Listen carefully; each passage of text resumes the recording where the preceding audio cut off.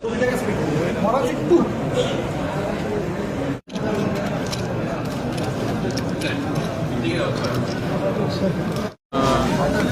हमें सच में बदलना है और त्रिपुरा को आगे ले जाना है तो सबसे पहले हमें हमारा सोच में थोड़ा बदलना पड़ेगा।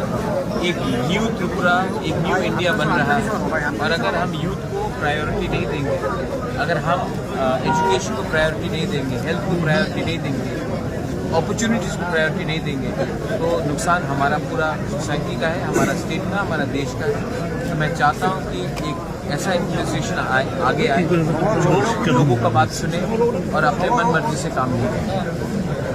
मेरा विजन है अगर हमें त्रिपुरा को आगे ले जाना है तो थिंकिंग बदलना पड़ेगा, सोच बदलना पड़ेगा और एक ऐसा त्रिपुरा को हमको आगे ले जाना है जो अपने नेक्स्ट जनरेशन के बारे में चिंता करें। आपने सर बहुत कुछ रिफॉर्म्स की बात की है जी, तो अगले दिन कैसे काम करेंगे? हम इसका काम मैंने अभी से शुरू कर दिया है और आप आने वाले 10-15 दिन में इसका बहुत असर भी देंगे।